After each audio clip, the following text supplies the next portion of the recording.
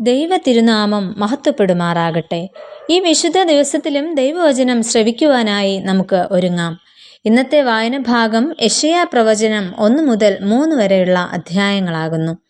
ഇന്നത്തെ ചിന്തയ്ക്കായി യോവേൽ പ്രവചനം 1-ാം അധ്യായം 1-ാം വാക്യം. പെഥൂവേലിന്റെ മകനായ യോവേലിന് ഉണ്ടായ യഹോവയുടെ അരുളപ്പാട്. പെഥൂവേലിന്റെ മകനും യഹൂദ്യ രാജ്യക്കാരനുമായിരുന്നു യോവേൽ. യാഹ്വേ ഏൽ എന്ന 2 പദങ്ങൾ ചേർന്നാണ് യോവേൽ എന്ന പേര് ഉണ്ടായത്. യഹോവ ദൈവമാകുന്നു എന്നതാണ് യോവേൽ എന്ന പേരിൻ്റെ അർത്ഥം. ഏതു കാലഘട്ടത്തിലാണ് പ്രവാചകൻ ജീവിക്കുകയും പ്രവർത്തിക്കുകയും ചെയ്തത് എന്നോ കുടുംബത്തെയോ മാതാപിതാക്കളെയോ കുറിച്ചുള്ള വിവരങ്ങളൊന്നും തന്നെ നമുക്ക് ലഭിക്കുന്നില്ല. എന്നാൽ വേദപുസ്തകത്തിൽ യോവേൽ എന്ന പേര് മറ്റു പലർക്കും ഉള്ളതായി കാണപ്പെടുന്നു. യോവേൽ പ്രവാചകൻ ദൈവാലയത്തോടും അതിൻ്റെ കർമ്മ ആചാരങ്ങളോടും ഏറ്റവും അടുപ്പമുള്ളവനായിരുന്നു എന്ന് യോവേൽ പ്രവചനം 2-ാം അധ്യായം 1, 15, 23, 32 തുടങ്ങിയ വാക്യങ്ങളിൽ നിന്നും നമുക്ക് മനസ്സിലാക്കാവുന്നതാണ്. പദ്യകാവ്യം ചമയ്ക്കുന്നതിനുള്ള പ്രവാചകന്റെ മികവ് യോവേൽ പ്രവചനത്തിൽ ഉടനീളം നമുക്ക് കാണാം.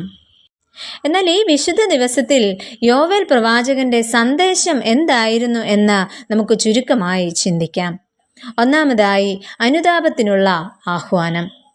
12 ചെറിയ പ്രവാചകന്മാരുടെ പുസ്തകത്തിൽ 2-ാം സ്ഥാനത്താണ് ഈ ചെറു പ്രവാചക ചുരുൾ ക്രമീകരിച്ചിരിക്കുന്നത്. വെട്ടുക്കിളി ബാധയെ അടിസ്ഥാനമാക്കിയാണ് പ്രവാചകൻ തൻ്റെ സന്ദേശം അറിയിക്കുന്നത്. മാത്രമല്ല, കൃഷി നാശവും വരൾച്ചയും ദേശത്തുണ്ടായപ്പോൾ ജനമെല്ലാം ദൈവത്തിങ്കലേക്ക് തിരിയുവാനും പ്രവാചകൻ അഭ്യർത്ഥിക്കുന്നു. ഈ പ്രകൃതി ദുരന്തം ദൈവത്തിങ്കലേക്ക് തിരിയുവാനുള്ള ചൂണ്ടുപലകയാണെന്നും അതിനാൽ ജനങ്ങൾ ആബാലവൃദ്ധം ഉപവാസത്തോടും അനുതാപത്തോടും കൂടെ ദൈവ കാരുണ്യം തേടണമെന്നും ജനത്തെ പ്രവാചകൻ ഉപദേശിക്കുന്നു.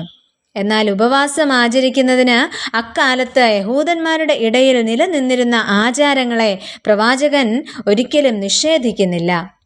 വസ്ത്രം കീറുന്നതോ മറ്റു തരത്തിലുള്ള വിലാപമുറകൾ അനുഷ്ഠിക്കുന്നതോ അല്ല, മറിച്ച് ഹൃദയ പരിവർത്തനമാണ് അനുതാപത്തിനുള്ള യഥാർത്ഥ മാർഗമെന്ന് പ്രവാചകൻ ശക്തമായി പറയുകയാണ് ചെയ്യുന്നത്. രണ്ടാമതായിട്ട്, യഹോവയുടെ ദിവസം അത് ന്യായവിധിയാണ് എന്ന് പ്രവാചകൻ പ്രഘോഷിക്കുന്നു. യഹോവയുടെ ദിവസത്തെക്കുറിച്ചുള്ള പ്രതീക്ഷ ഇസ്രായേലിൽ നിലനിന്നിരുന്ന ഒരു പരമമായ സത്യമാണ്. എന്നാൽ ഇസ്രായേലിയരുടെ ശത്രുക്കളെ തോൽപ്പിച്ച് ഇസ്രായേലിന് ഐശ്വര്യത്തിൻ്റെ കവാടം തുറക്കുന്ന ദിവസമായിട്ടാണ് അവർ ഈ ദിവസത്തെക്കുറിച്ച് ചിന്തിച്ചിരുന്നത്.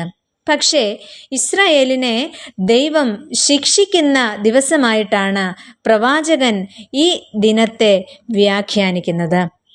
3 അധ്യായങ്ങൾ മാത്രമുള്ള ഈ ചെറിയ പുസ്തകത്തിൽ 5 പ്രാവശ്യം യഹോവയുടെ ദിവസം എന്ന് ആവർത്തിച്ച് പറഞ്ഞിരിക്കുന്നു. ഈ ദിവസത്തെക്കുറിച്ച് പ്രവാചക ഗ്രന്ഥങ്ങളിലും ലേഖനങ്ങളിലും വ്യക്തമായി പറഞ്ഞിട്ടുണ്ട്. കർത്താവിൻ്റെ 2-ാം വരവിൽ വിശ്വാസികൾക്ക് പ്രതിഫലം നൽകുമ്പോൾ ദുഷ്ടന്മാരെ ന്യായം വിധിച്ച് ശിക്ഷിക്കും. ഈ യാഥാർത്ഥ്യം നിറവേറുന്ന ദിനമാണ് യഹോവയുടെ ദിവസം. അങ്ങനെയെങ്കിൽ ഈ ദിവസത്തിൽ എൻ്റെയും നിങ്ങളുടെയും സ്ഥാനം എവിടെയാണ്? പ്രിയമുള്ളവരെ, നമുക്ക് അനുതപിക്കാം. ദൈവ സന്നിധിയിലേക്ക് മടങ്ങി വരാം. നമ്മുടെ തലകളെ വണക്കാം. പ്രിയ കർത്താവേ, യഹോവയുടെ ദിവസത്തിൽ നിത്യശിക്ഷാവിധിക്ക് ഓഹരിക്കാരാകാതെ നിത്യതയിൽ പ്രവേശിക്കുവാൻ ഞങ്ങളെയും അനുവദിക്കണമേ. ആമേൻ.